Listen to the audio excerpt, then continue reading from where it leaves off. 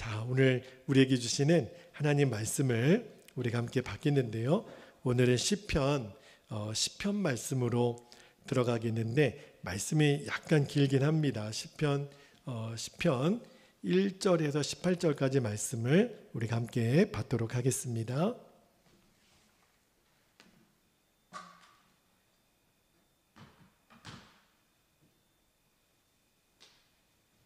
자, 시편 1절에서 18절까지 말씀 우리 한 절씩 천천히 말씀을 교독하여 받도록 하겠습니다. 1절입니다.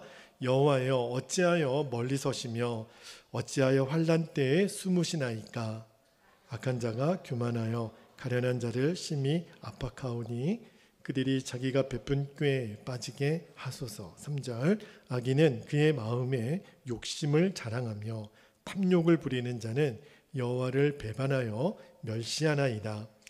악인은 그의 교만한 얼굴로 말하기를 여호와께서 이를 감찰하지 아니하신다 하며 그의 모든 사상에 하나님이 없다 하나이다.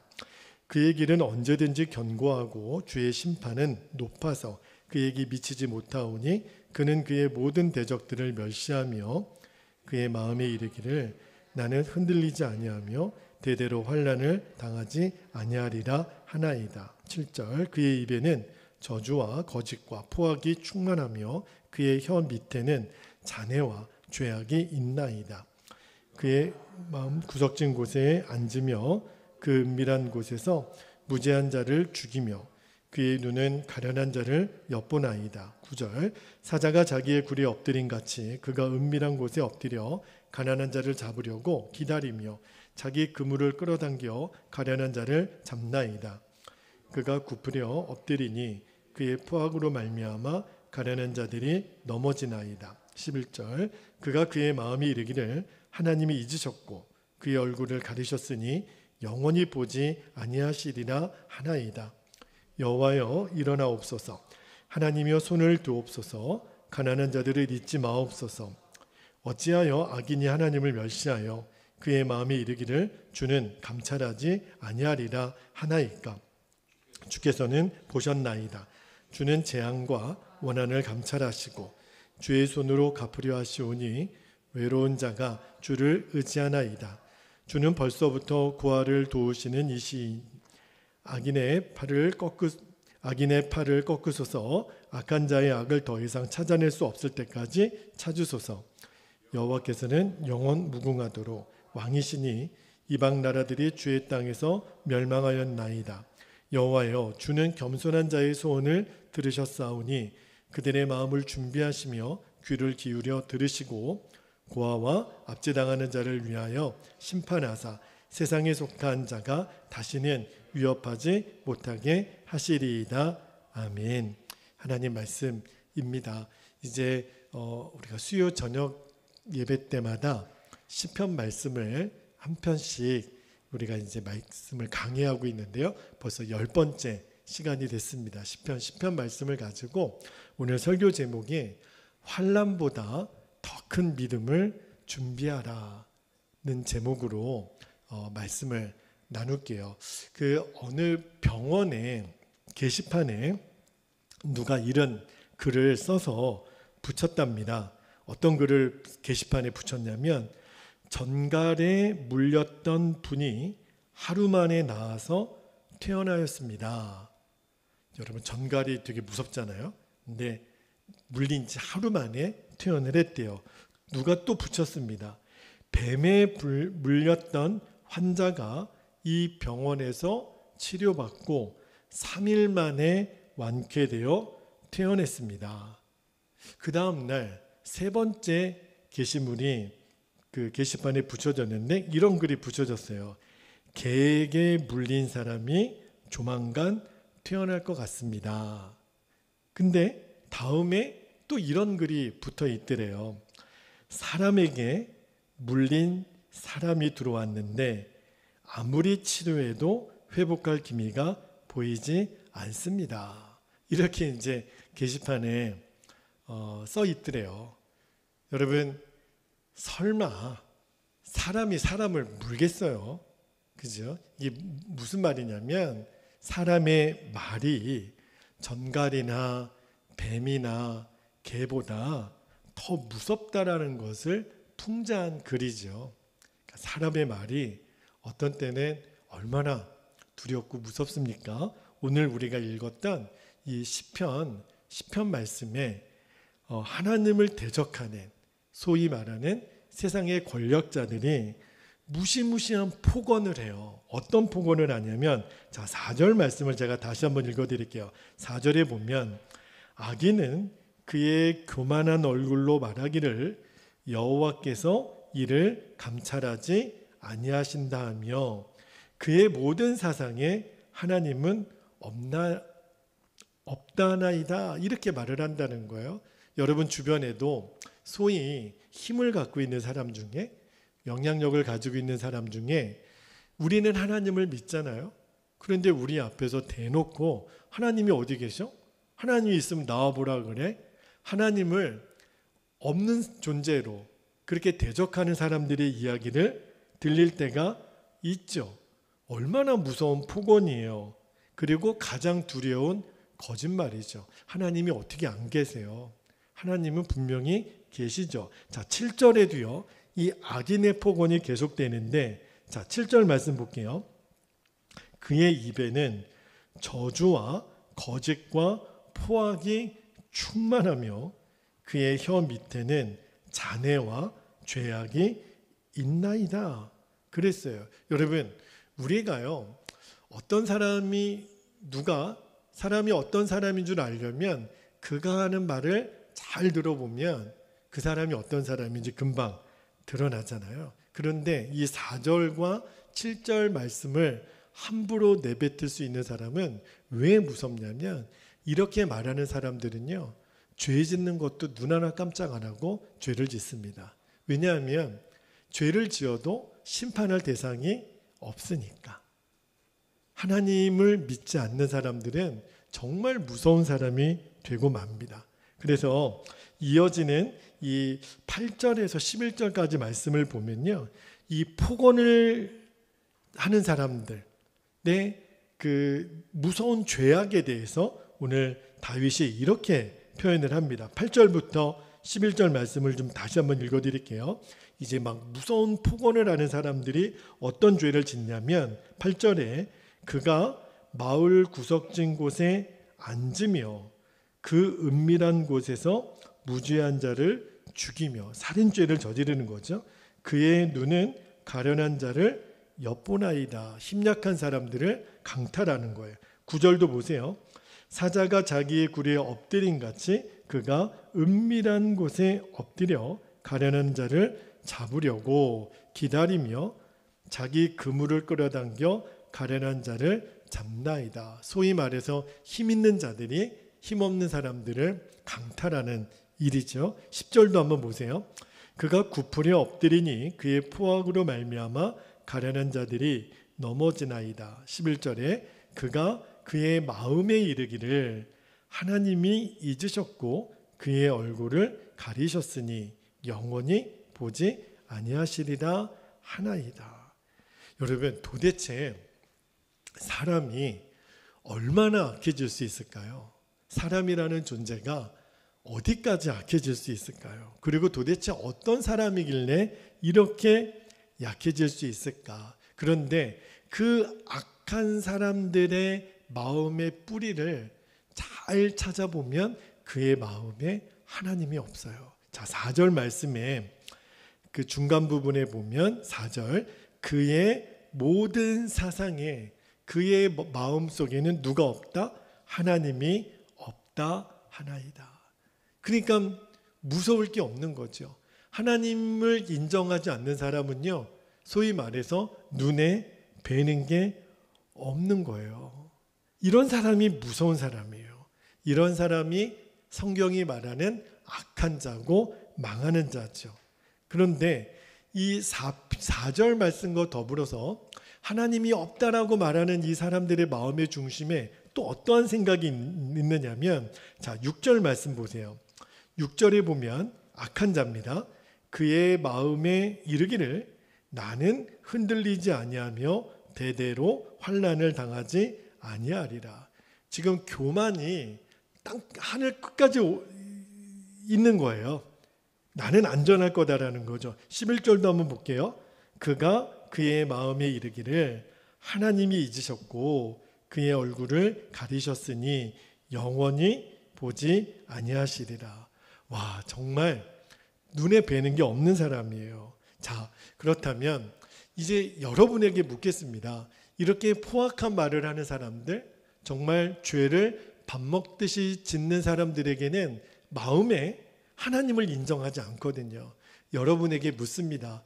여러분 마음에는 하나님이 계십니까? 아멘이죠?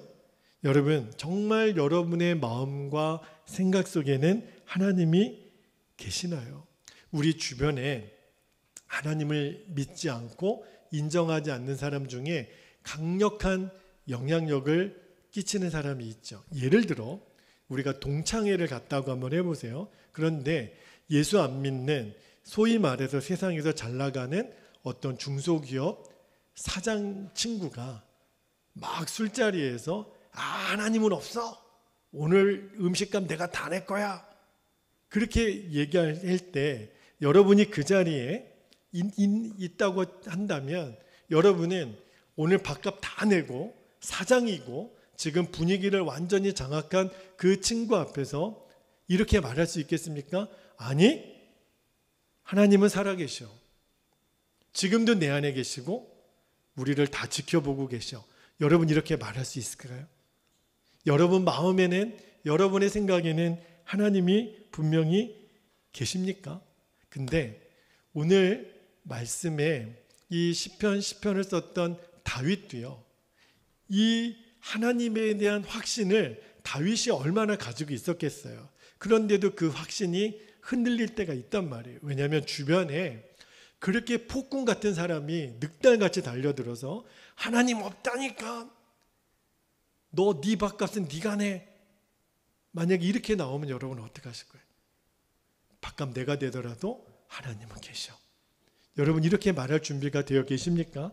다윗이요, 마음이 흔들렸다 그랬어요. 오늘 1절 말씀에 다윗이 휘청거릴 정도로 힘들었다고 고백을 해요. 1절 말씀 보세요. 여호와여 어찌하여 멀리 서시며 어찌하여 환난 때에 숨으시나이까. 왜 이런 고백을 다윗이 하고 있냐면, 하나님 저 악인들 좀 보세요. 하나님을 인정하지도 않고 하나님을 저주하고 하나님 믿는 사람들을 업신여기는 저 악인들이 득실거리는 이 상황 속에 오직 하나님을 믿는 사람은 나밖에 없어요. 하나님 너무 힘들어요. 그리고 하나님 왜 숨어 계시나요? 이렇게 다윗이 고백을 하는 거예요. 하나님 살아계신 거는 믿지만 너무너무 내 자존감은 무너지고 내가 세상 앞에서 내 존재는 너무너무 미비한 것 같고 나는 작은 것 같고, 우리가 살다 보면 그럴 때가 있잖아요. 감히 대항하지도 못하겠고 그냥 가슴만 치고 속으로 눈물을 삼키는 그런 때가 있잖아요. 그런데 그런 상황에서도요, 다윗이 믿음을 지켜내요. 그러니까 오늘 그 말씀을, 이런 큰 환난과 도전 앞에서도 믿음을 지켜냈던 그 다윗을 통해서 우리가 정말 배우고 싶은 것이 있는데, 오늘 16절부터 마지막 18절까지 말씀을 보면 다윗이 그러한 하나님을 인정하지 않는 대적들 가운데 둘러싸여 있을 때 이런 승리의 고백을 합니다. 자, 16절부터 한번 볼게요. 16절, 여호와께서는 영원 무궁하도록 왕이시니 이방 나라들이 주의 땅에서 멸망하였나이다. 여러분 우리도 이렇게 외칠 수 있어야죠. 너 건방 떨지 마. 하나님이 왕이셔. 너가 오늘 돈 낸다고 웃기지 마. 하나님이 허락하지 않으시면 너는 아무것도 할 수 없어. 자, 17절도 보세요. 여호와여 주는 겸손한 자의 소원을 들으셨사오니 그들의 마음을 준비하시며 그들 귀를 기울여 들으시고. 18절도 볼까요? 고아와 압제당하는 자를 위하여 심판하사 세상에 속한 자가 다시는 위협하지 못하게 하시리이다. 다윗이 이렇게 고백해요. 까불지 말라는 거예요. 감히 하나님을 대적하는 너희들아 하나님 앞에서 잠잠할지어다. 와, 다윗이 멋진 승리의 고백을 하잖아요. 말씀을 묵상하면서 와, 정말 다윗 대단하다. 주변에 이렇게 기득권을 갖고 있는 사람들이 떼거지로 몰려들어서 하나님 없다, 하나님은 죽었다 이렇게 달려들 때 나도 이렇게 고백할 수 있을까? 아니야, 하나님은 살아계셔. 하나님은 지금도 우리 가운데 계셔. 여러분, 이 다윗처럼 비록 환난과 두려움이 몰려오는 상황을 만날지라도 그 환난보다 더 큰 믿음을 준비하면 되는 거거든요. 오늘 그 눈이 열리게 되기를 축복합니다. 이 믿음의 훈련을 오늘 우리가 하기를 원하는데, 자, 여러분, 다윗이 소년이었을 때요, 어렸을 때 아마 제 생각에는 10대 때였을 것 같아요. 그 이스라엘과 블레셋이 전쟁이 일어납니다. 근데 형들은 다 전쟁터로 나갔어요. 그런데 하루는 아버지가 형들에게 그 전쟁터에 가서 도시락을 전해주라고 명령을 하죠. 그리고 다윗이 가니까 진짜 블레셋과 이스라엘이 대치하면서 전쟁을 하는데 저 블레셋에 멀리서 봐도 보이는 큰 장수가 하나 보이는 거예요. 거인이에요. 구척장신이라고 그러죠. 아마 대충 계산해도 한 2m 70 거의 한 3m 되는 거인이면 멀리서도 보일 거예요. 그 사람의 이름이 누구예요? 골리앗이에요. 그런데 사울과 모든 군사들이 그 골리앗 앞에 꼼짝을 못하는 거예요. 쩔쩔매고 있는 거예요. 근데 다윗이 그 골리앗과 싸우러 나가겠다고 그 어린 소년이 나갑니다. 결과가 어떻게 됐죠? 이겼어요. 그 물맷돌 던졌더니 골리앗이 맞고 죽었죠. 그런데 어떻게 그 소년 다윗이 그 장수 골리앗을 이길 수 있었을까요? 그 물맷돌에 힘이 있는 게 아니라 다윗 안에는 어떤 것이 있었냐면 믿음이 있었어요. 야 이놈아, 네가 거인이라고? 내가 믿는 하나님은 너보다 훨씬 크신 분이야. 그걸 어떻게 알 수 있냐면 사무엘상 17장 45절에 골리앗 앞에 나아가는 다윗이 이렇게 고백합니다. 보세요. 45절에 다윗이 블레셋 사람에게 이르되 너는 칼과 창과 단창으로 내게 나와오거니와 나는 만군의 여호와의 이름 곧 내가 모욕하는 이스라엘 군대 하나님의 이름으로 너에게 나아가노라. 믿음이 다른 거예요. 이 믿음이 골리앗을 무너뜨린 거거든요. 그러면 여러분 궁금하잖아요. 다윗은 도대체 언제부터 이런 믿음을 가지고 있었을까요? 나중에 이제 다윗의 인기가 이제 올라가잖아요. 골리앗 죽인 다음부터. 그래가지고 다윗이 일약 영웅이 돼요. 근데 그때 사울이 다윗을 엄청나게 시기합니다. 그래서 사무엘서를 잘 읽어보면 다윗이 사울에게 몇 번이나 간청을 하는지 몰라요. 왕이시여, 나 그런 사람 아닙니다. 왕의 자리나 탐내는 그런 사람 아닙니다. 내가 어떤 사람인지를 다윗이 간증을 하는데, 자, 사무엘상 17장에 보면 34절부터 36절까지 내가 어떤 사람인지 좀 들어보세요 하면서 다윗이 이렇게 얘기를 해요. 34절에 다윗이 사울에게 말하되 뭐라고 얘기하냐면 주의 종이 자기를 말하는 겁니다. 아버지의 양을 지킬 때 사자나 곰이 와서 양떼에서 새끼를 물어가면 35절에 내가 따라가서 그것을 이제 사자나 곰이겠죠. 치고 그 입에서 새끼를 건져내었고 그것이 일어나 나를 해하고자 하면 내가 사자나 곰의 수염을 잡고 그것을 쳐 죽였나이다. 36절 주의 종이 사자와 곰도 쳤은즉 살아계시는 하나님의 군대를 모욕한 이 할례받지 않은 블레셋 사람이니까 그가 그 짐승의 하나와 같이 되리이다. 여러분, 다윗이 언제부터 믿음의 사람이 되었냐면 그가 이제 목동이었을 때, 양을 칠 때 말입니다. 아마 양들을 잡아먹는 사자나 곰들이 있었겠죠. 그런데 생각해 보면 소년이 골리앗하고 싸워서 이긴 것도 참 대단한데, 더 어렸을 때 사자나 곰하고 싸워서 이 어린 목동이 이길 수 있었을까요? 오늘 말씀해 보면 수염을 잡고, 여러분 사자 수염을 잡고 패대기를 쳤다는 거예요. 상상이 좀 되세요? 어린 아이가? 그런데 다윗은 그랬다는 거예요. 뭘 말하는 거냐면, 왕이시여, 저는요 어렸을 때부터 경험이 있어요. 무슨 경험? 저는요 하나님이 함께 하시는 사람은 어떤 누구와도 싸워도 이긴다라고 하는 그 진리를 저는 숱하게 경험했어요. 와, 어린 다윗도요 이 믿음의 훈련을 받은 경험이, 그러니까 골리앗이 안 무서운 거예요. 사울과 그의 군사들은 벌벌벌 떨었거든요. 그런데 이 어린 소년은요, 아니 사자 얼굴 잡고 수염 잡고 싸대기 날리는 그 경험이, 저 골리앗 저게 뭐 3m가 돼도 우습게 보이는 거죠. 와, 이 믿음의 훈련. 그러니까 하나님이 함께 하시는 자의 승리를 다윗은 또 경험하고 또 경험한 거예요. 와, 믿음의 훈련을 거친 자가 이렇게 강한 거구나.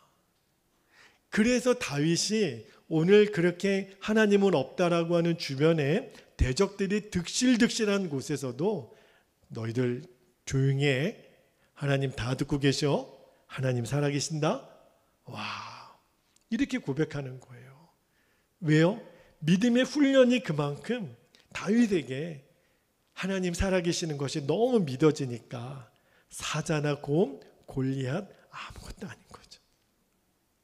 어떠한 환난이 다가와도 하나님 살아계신 게 믿어지니까 꿈쩍도 안 하고 이겨내는 거죠.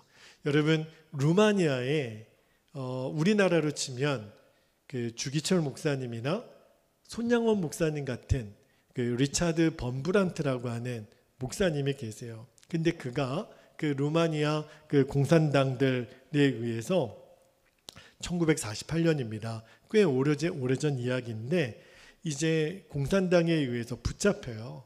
그리고 투옥돼서 자그마치 20년 넘도록 이제 감옥 생활을 하는데 엄청나게 고문과 핍박을 당합니다. 그런데 그 공산당이 이 범브란트 목사님을 고문하는 이유는 한 가지예요. 하나님을 부인하라는 거예요.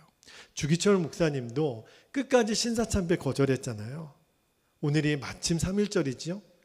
그래서 끝까지 천황숭배를 하라는 것을 거부하다가 결국은 일사가구의 글을 남기고 순교의 자리로 가잖아요. 그러니까 리차드 범브란트 목사님도 끝까지 하나님을 저주하지 않습니다. 나는 하나님을 배신할 수 없다. 그런데 이 루마니아 공산당이 이 리차드 범브란트 목사님을 배교를 시키려고 어떤 계획을, 교묘한 심리전을 펴냐면, 여러분 감옥에 갇혀 있으면 억울하게 갇혀 있는 사람이 감옥에서 누가 제일 보고 싶어요? 가족들이 보고 싶잖아요. 사랑하는 아내와 자녀들이 너무너무 보고 싶을 거 아니에요. 그래서 그 공산당들이 범브란트 목사님에게 가족들에게 편지를 쓰면 면회를 시켜주겠다. 그래가지고 부지런히 범브란트 목사님이 편지를 써요. 이 편지가 가족들에게 전달됐을 거라고 철석같이 믿었죠. 그리고 이 공산당들이 뭐라고 얘기를 했냐면 면회 날짜를 잡혔다는 거예요. 너의 편지를 받은 가족들이 너를 보러 몇 월 며칠 날 오기로 했다. 정말입니까? 그럼. 그래서 그 당일날 좋은 옷도 주고 이제 면회 장소로 이제 안내한다고 방송까지 나왔는데 사실은 거짓말이었어요. 나가보니까 아무도 없는 거예요. 아무도 찾아오지 않는 거예요. 범브란트 목사님 마음에 내가 그렇게 가족들한테 몇 월 며칠 날 만날 수 있다고 편지를 보냈는데 왜 가족들이 안 왔지? 왜 나를 만나러 안 온 거지? 그러면서 그 공산당들이 뭐라고 얘기하냐면 너는 버림받았어. 아무도 너를 기억하지 않아. 가족들도 너를 버렸어. 거짓말이에요. 한 통도 가족들에게 편지가 전달되지 않았어요. 감옥에 같이 수감된 사람들도 범브란트 목사님 향해서 이렇게 비아냥거립니다. 하나님 죽었네. 하나님 살아계시면 이런 일이 있을 것 같아? 아이고 당신이 믿는 하나님은 죽었네. 그런데 가족들도 나를 버린 것 같고 주변에 있는 사람들이 다 하나님 죽었다고 하니까 세상에 그 말이 믿어지더라는 거예요. 그런가? 내가 이렇게까지 믿음을 지켰는데 하나님 나를 버리지 않았으면 어떻게 이런 일이 일어나지?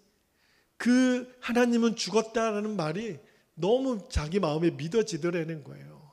그래서 괴로워서 나는 거는 눈물밖에 없는 거죠. 하나님 나 이렇게 믿음 지켰는데 이게 도대체 뭡니까? 그런데 그렇게 이를 악물고 눈물을 흘리고 있는데 갑자기 범브란트 목사님 머릿속에 무슨 생각이 드냐면 예수님 십자가에 달려 죽으시고 무덤에 갇혔을 때 무덤 앞에서 울고 있는 여인들이 정말 눈에 보이는 것처럼 떠오르는 거예요. 맞다. 예수님 죽어서 무덤에 갇히셨을 때 그 돌문 앞에서 울고 있었던 여인들 생각해 보니까 그들도 절망스러웠겠지? 내가 이렇게 절망스러운 것처럼? 그런데 어떤 마음의 생각이 드냐면 그런데 그 여인들은 울기는 했지만 그 무덤을 떠나지는 않았잖아? 그랬잖아요, 여러분. 진짜로. 그러니까 범브란트 목사님 생각에 그래. 절망스러웠기는 했지만 무덤을 떠나지는 않았잖아. 내가 왜 이런 고통을 당하는지 도무지 모르겠고 혼돈과 환난 속에 있지만 그래서 범브란트 목사님의 이런 기도를 하나님께 드리는 거예요. 하나님, 저 이제부터 그냥 울기만 할게요. 그냥 예수님 무덤 곁에서 울던 여인들처럼. 그러나 그 여인들이 예수님의 무덤을 떠나지 않은 것처럼 제가 하나님 떠나지 않게 해주세요. 그렇게 기도하고 울며 매일 울며 기도했다는 거예요. 결국 20년이라는 긴 시간 투옥 생활을 마치고 그 범브란트 목사님이 이제 감옥에서 나온 뒤에 루마니아에 말할 수 없는 교회 부흥이 일어나기 시작합니다. 정말 루마니아 기독교 역사 속에 위대한 영웅이 되시죠. 제가 범브란트 목사님 이야기를 들으면서 여러분 많은 사람들이 막연하게 내 인생에도 좋은 날이 올 거야 그렇게 기대하죠. 쨍하고 해 뜰 날이 우리 인생에도 올까요? 많은 사람들은 기대해요. 내 인생에도 그런 날이 오겠지. 그래서 힘들고 어려운 오늘 하루를 견뎌내는 사람들이 많더라고요. 그런데 여러분 성경은요 쨍하고 해 뜰 날이 너희들에게 올 거야 라고 이렇게 말씀을 안 하세요. 예수님은 오히려 예수님이 재림해서 다시 오시기 전에 너희가 무서운 환난을 당하게 될 거야. 너희가 세상에서 환난을 당하나. 분명히 그러셨거든요. 우리에게 쨍하고 해 뜰 날만 있다고 말씀하지 않으시고 무서운 환난을 당하게 될 거야. 그렇다면 여러분 무서운 환난이 오더라도 이길 수 있는 믿음이 준비가 되면 되잖아요. 범브란트 목사님이 이겼던 것처럼 다윗이 그랬던 것처럼 오늘 다윗의 시편 10편 말씀을 통해서 하나님이 우리에게 주시려고 하시는 것은 무서운 환난이 우리들에게 오더라도 그 환난보다 더 큰 믿음을 준비하면 되는 거예요. 할렐루야. 여러분 에베소서 6장 13절에 보면 하나님의 전신갑주에 대한 이야기가 나오는데 13절 말씀 한번 볼게요. 그러므로 하나님의 전신갑주를 취하라. 이는 악한 날에 너희가 능히 대적하고 모든 일을 행한 후에 서기 위함이라. 여러분, 마귀가 하는 일이 뭐겠어요? 마귀는 어떻게 해서든지 저와 여러분의 마음에서 믿음을 빼앗아 가는 거예요. 하나님 믿지 못하도록 만드는 거예요. 그게 마귀가 하는 일이거든요. 기도하지 못하게 하고 예배하지 못하게 하고 말씀 보지 못하게 하는 것. 그게 마귀의 계획이거든요. 그런데 여러분, 우리가 믿음의 길을 가지 못하도록 마귀가 역사하기 때문에 오늘도 명심하셔야 돼요. 나는 언제나 예수님 앞에 서 있는 훈련을 해야 됩니다. 이것이 바로 믿음의 훈련인데요. 자, 누가복음 21장 36절에 예수님이 이렇게 말씀하세요. 누가복음 21장 36절에 이러므로 너희는 장차 올 이 모든 일을 능히 피하고, 그 다음에 밑줄 한번 해보세요. 인자 앞에 서도록 항상 기도하며 깨어 있으라 하시니라. 예수님 앞에 설 준비를 하라는 거예요. 자, 요한계시록 6장 17절에도요, 이 말씀이 있습니다.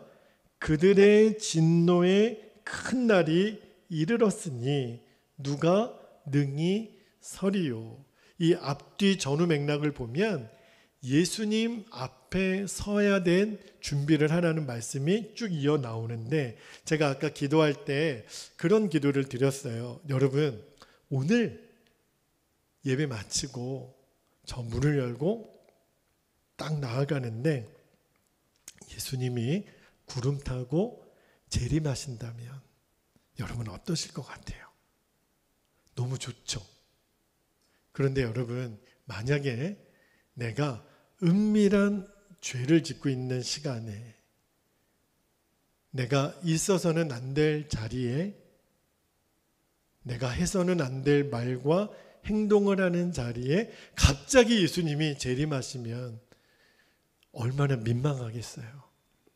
여러분은 여러분이 어떤 그런 시간과 장소에 있을 때 예수님이 재림하셨으면 좋겠어요?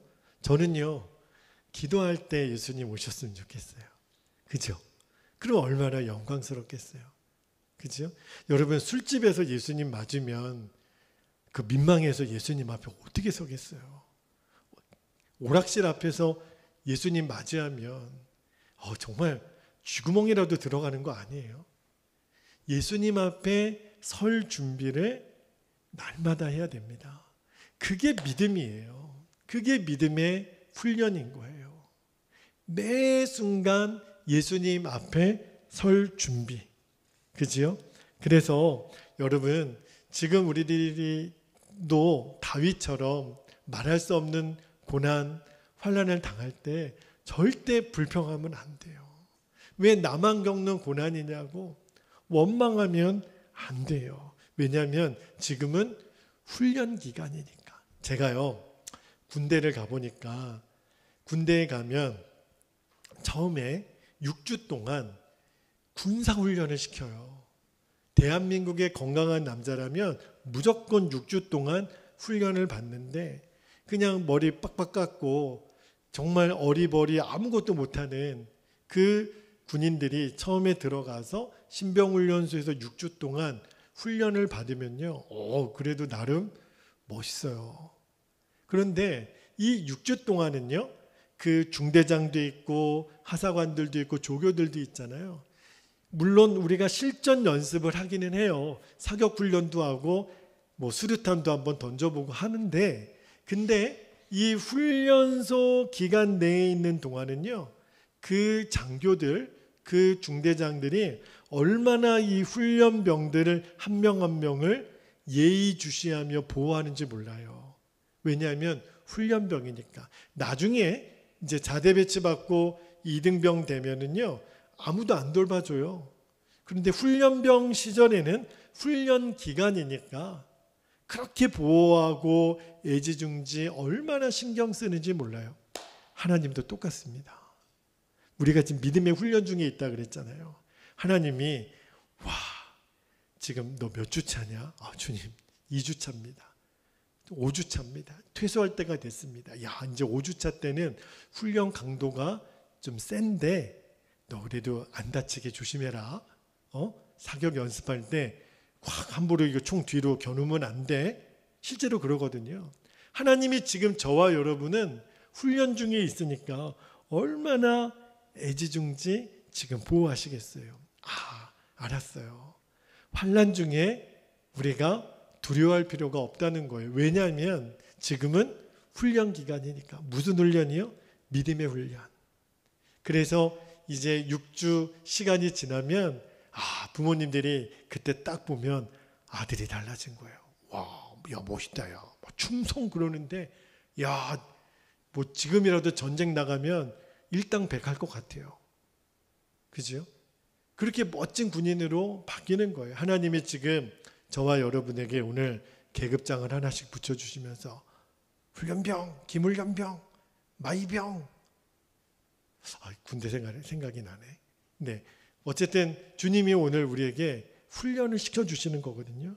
여러분, 제가요 성경의 인물 중에 진짜 좋아하는, 그리고 다음 세대들이나 자녀들을 위해 축복할 때 꼭 제가 인용해서 이렇게 기도하는 그 모델이 있는데, 그분이 바로 다니엘이에요. 다니엘 아시죠? 다니엘이 어떤 사람인지를, 그의 됨됨이를 다니엘 12장 전체를 통해 우리가 볼 수 있지만, 저는 그 중에 6장에 다리오 왕이요, 그 왕 외에 다른 어떤 대상이라도 절을 하거나 기도하면 사자굴에 쳐넣는 조서를 공포하거든요. 근데 그때 그거를 알면서도 다니엘이 기도하잖아요. 그래서 이제 간신들의 모함으로 이제 영락없이 사자굴에 들어가야 되는데, 다리오 왕이 그 사자굴에 들어가는 다니엘을 보면서 뭐라고 말하냐면, 다니엘서 6장 16절 말씀을 한번 볼게요. 다니엘서 6장 16절에 다리오 왕이 다니엘에게 이렇게 얘기합니다. 이에 왕이 명령함에 다니엘을 끌어다가 사자굴에 던져 넣는지라. 왕이 다니엘에게 이르되, 뭐라고 말하냐면, 너가 항상 섬기는 너의 하나님이 너를 구원하시리라. 아니, 하나님을 믿지도 않는 이방의 왕이 다니엘을 가리켜서 뭐라고 얘기하냐면, 너가 항상 섬기는 하나님이 너를 구해줄 거야. 이게 도대체 무슨 역사죠? 자, 다니엘이 사자굴에 들어갑니다. 사자들이 어떻게 됐죠? 입을 못 여는 거예요. 사자들이 다니엘을 먹고 싶어도 입을 못 여니까 다니엘이 멀쩡한 거예요. 다음날 새벽에 다리오 왕이 사자굴에 찾아와서 20절 말씀에 보면 다니엘을 향해 이렇게 얘기합니다. 20절 보세요. 다니엘이 든 굴에 가까이 이르러서 슬피 소리질러 다니엘에게 묻되, 들어갈 때 했던 고백을 또 한 번 합니다. 살아계시는 하나님의 종 다니엘아, 내가 항상 섬기는 너의 하나님이 사자들에게서 능히 너를 구원하셨느냐? 아니라. 여러분, 도대체 이걸 어떻게 설명하죠? 하나님을 믿지도 않고 알지도 못하는 다리오 왕이 다니엘을 가리켜서, 너는 내가 보니까 항상 하나님을 섬기는 사람이네, 그렇게 말을 하는 거예요. 여러분, 이게 하루 이틀 다니엘을 보고 내린 평가이겠어요? 내가 처음부터 지금까지 다니엘을 쭉 보니까 이 사람은 항상 하나님을 섬기는 사람이네. 살아계시는 하나님의 종 다니엘아, 내가 항상 섬기는 하나님이 너를 구원하셨느냐? 수많은 날 동안 늘 주목하여 다니엘을 보는데 항상 하나님을 섬기는 모습을 다리오 왕이 본 거예요. 그렇구나. 우리가 24시간 예수님을 바라보는 이 믿음의 훈련이 이렇게 중요해요. 왜냐하면 예수님과 늘 함께하는 시간, 다니엘처럼 항상 하나님을 섬기는 예수님과 동행하는 이 훈련만이 어떠한 시험, 환난 앞에서도 우리의 믿음을 지키게 해주거든요. 여러분 잊으시면 안 돼요.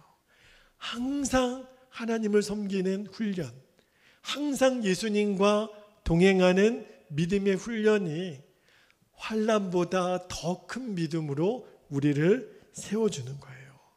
지금도 말할 수 없는 고통 중에 믿음의 길을 걸어가는 우리 성도들의 모습을 봅니다. 기도밖에는 해드릴 것이 없어서 늘 제 마음에 안타까움이 있는데, 그러나 여러분에게 말씀드리고 싶어요.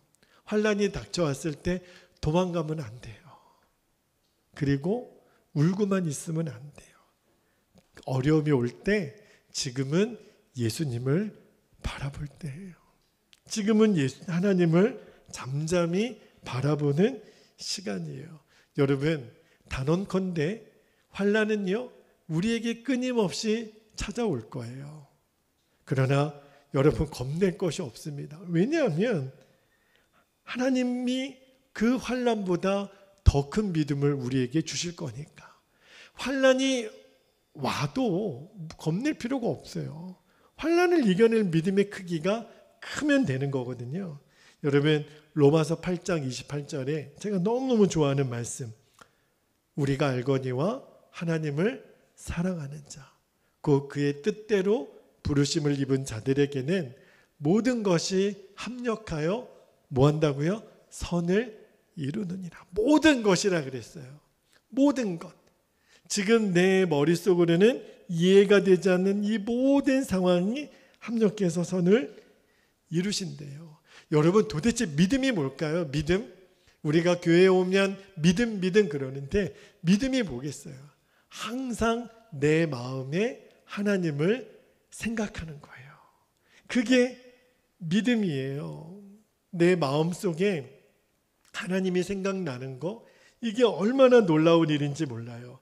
그래서 오늘 말씀 14절에 다윗이 이렇게 고백합니다. 14절 시작을 어떻게 하냐면, 주께서는 보셨나이다.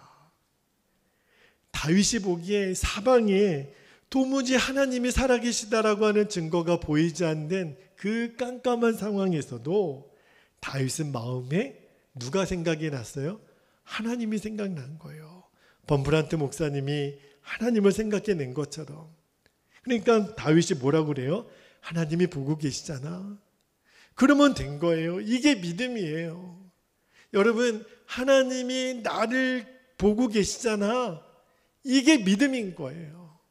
하나님이 살아 계시니까, 그 하나님이 나를 보고 계시니까.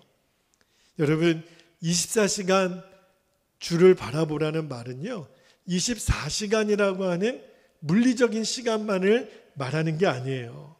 어떤 상황에서도 주님을 바라보는 믿음의 훈련을 하려는 거예요. 이제 여러분이 뭐부터 시작하면 돼요? 동물원에 가가지고 한번 그 훈련부터 한번 해봤으면 좋겠어요. 익산에도 동물원이 있나요? 없나요? 자, 동물원에 가서 우리 속에 있는 사자 보고, 야, 너 좀 일로 와봐, 이렇게 얘기하고, 뭐 사자가 밖으로 나오지는 못하겠죠. 그래서 혹시 너무 가까이 왔을 때 수염이라도 하나 좀 뽑아보는 훈련 할 수 있을지 모르겠어요.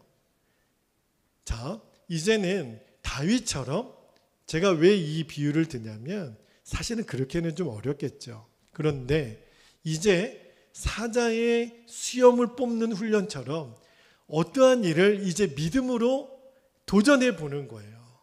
믿음의 훈련을 감당해 보는 거예요. 내 시간, 내 물질, 내 건강을 하나님이 기뻐하시는 일에 내가 써보는 거예요. 그러면 알아요. 하나님은 내 믿음대로 역사하시는구나. 그래야 믿음의 배포가 커집니다. 사자 따귀를 때려본 사람이 골리앗도 무섭지 않은 거예요. 그런데 고양이 앞에서도 쩔쩔매는 사람, 조그만 애완견 앞에서도 맹견이라고 이렇게 벌벌 떠는 사람, 어떻게 사자를 물리칠 수 있겠어요? 믿음의 배포가 커져야죠.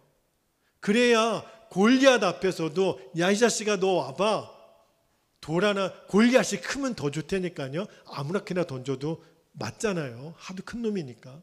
이런 믿음의 배포는 조그만 일부터 내 믿음을 계속 써보는 거예요. 빌립보서 4장 11절 12절 말씀 읽고 우리가 기도하겠는데요. 사도 바울이 감옥에서 이런 고백을 합니다. 빌립보서 4장 11절 내가 궁핍함으로 말하는 것이 아니니라. 어떠한 형편에든지 나는 자족하기를 배웠노니. 12절 나는 비천에 처할 줄도 알고 풍부에 처할 줄도 알아. 모든 일 곧 배부름과 배고픔과 풍부와 궁핍에도 처할 줄 아는 일체의 비결을 배웠노라. 와, 여러분 사도 바울의 고백을 잘 읽어보면 사도 바울은요, 가난하고 어려울 때도 부하고 높아질 때도 변함없이 주님을 바라보는 사람이 되었다는 거예요. 화장실 들어갈 때 마음하고 나올 때 마음이 다르다 그러죠.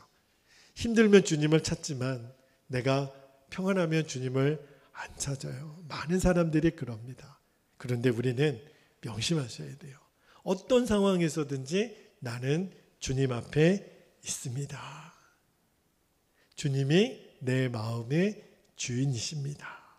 이게 믿음으로 사는 거예요. 믿음으로 사는 거는 어려운 게 아니에요. 봉사하라, 헌신하라 이게 아니라 늘 예수님을 내 앞에 모시고 사는 것. 예수님 늘 내 앞에 계십니다. 내 마음의 주인이십니다. 이렇게 고백하는 것. 이게 믿음이에요. 예수님을 생각하는 이 훈련이 결국은 믿음의 훈련의 핵심이에요. 다윗이 주께서는 보시나이다. 하나님이 다 보고 계세요. 이 사실만 기억해도 돼요. 주님이 다 보고 계십니다. 이게 믿음이에요. 그래서 환난보다 더 큰 믿음을 훈련하십시다. 그래서 어떠한 훈련이 오더라도 어떠한 고난이 오더라도 능히 이길 수 있는 저와 여러분이 되시기를 주의 이름으로 축복합니다. 자, 이제 우리 기도하겠습니다. 두 가지 기도 제목을 주셨는데요. 이렇게 기도하면 좋겠습니다. 첫 번째, 환난을 두려워하지 말고 환난보다 더 큰 믿음을 준비하게 하옵소서. 더 큰 믿음이 뭘까요? 두 번째 기도 제목에 나와요. 어떤 상황에서도 항상 주님을 바라보고 주님을 생각하는 훈련을 하게 하옵소서. 환난보다 더 큰 믿음을 준비하면 돼요. 그러면 예수님이 우리를 다스리십니다. 오늘 두 가지 기도 제목을 붙잡고 우리 정말 강력한 기도를 주님 앞에 드릴 수 있기를 바랍니다. 함께 기도하겠습니다. 주여, 할렐루야. 사랑과 은혜가 많으신 아버지 하나님, 고맙고 감사합니다. 오늘 이 밤에도 우리로 하여금 믿음의 주여, 우리를 온전하게 하시는 이 예수님을 바라보게 하시니 감사합니다. 크고 작은 어려움과 환난은 우리에게 늘 다가오겠지만 우리들이 명심할 것은 환난보다 더 큰 믿음을 준비하는 일이 더 근본적인 일인 것을 우리들이 알게 되기를 원합니다. 어떻게 우리가 그 믿음을 준비합니까? 다윗이 그리했던 것처럼 하나님이 보시고 계십니다. 주께서 보시나이다. 늘 나와 함께 하시는 하나님, 그 주님을 생각하면 됩니다. 내 생각에 주님을 왕으로, 내 생각에 내 마음의 주인으로 늘 주님을 모셔드리는 삶이 되게 하여 주옵소서. 다니엘이 그랬던 것처럼 항상 하나님을 섬기는 삶. 범브란트 목사님이 그 무덤 곁을 떠나지 않았던 여인들의 눈물을 기억하며 끝까지 믿음을 지켰던 아버지 하나님, 그 간증처럼 우리 또한 믿음의 길을 떠나지 아니하고, 세상 사람들은 하나님이 죽었다고, 하나님은 없다라고 우리를 종용하고 우리를 업신여기지만 그때 아니라고, 하나님은 살아계시다고, 하나님은 지금도 우리와 함께 계시다라고 당대하게 말할 수 있는 믿음의 배포가 우리들 안에 있기를 원합니다. 다윗이 어렸을 때부터 하나님 사자와 곰과 싸워 그 양을 구했던 그 믿음의 훈련이, 하나님이 함께 하시는 자가 어떤 인생의 승리를 거두게 되는지 그 믿음의 훈련이 쌓이고 그 믿음의 훈련이 또 쌓여 골리앗도 두려워하지 않는 믿음으로 섰던 것처럼 주여 우리가 그리 되기를 원합니다. 어떠한 골리앗보다 큰 환난이 우리에게 다가온다 하더라도 하나님 그 환난보다 더 큰 믿음, 그 환난의 크기보다 더 위대하신 주님을 바라보는 믿음의 눈을 열어주시기를 원합니다. 믿음이 이깁니다. 믿음이 이깁니다. 오직 믿음이 세상을 이기는 우리들의 힘입니다. 아버지 하나님, 너희가 환난을 당하나 담대하라, 내가 세상을 이겼노라. 주여, 우리가 녹록지 않은 인생을 살아갑니다.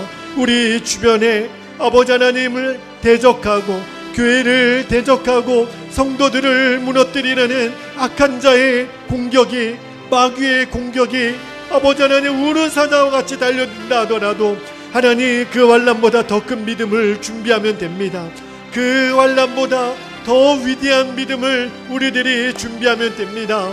아버지 하나님, 3일 전에 만세 운동을 일으켰던 우리 믿음의 선배들이 하나님 일제 총칼 앞에서도 두렵지 않고 그들이 외칠 수 있었던 그 믿음의 고백, 이제는 하나님 나라의 만세를 외칠 수 있는 믿음의 자녀들이 아버지 하나님 세워지게 되기를 원합니다. 오늘 이 자리에 우리가 하나님 나라 만세를 외칠 수 있는, 하나님 나라의 승리를 선포할 수 있는 믿음의 용사들, 범프란트 목사님 같은, 손양원 목사님 같이, 주기철 목사님 같이 아버지 하나님 믿음의 훈련이 되어 환난보다 더 크신 하나님, 고난보다 더 크신 하나님, 그 하나님을 바라보고 그 하나님으로 인하여 하나님 우리가 세상을 이기는, 하나님 두려움을 이기는, 환난을 이기는, 하나님의 고난을 이기는 믿음의 주인공들이 되게 하여 주옵소서.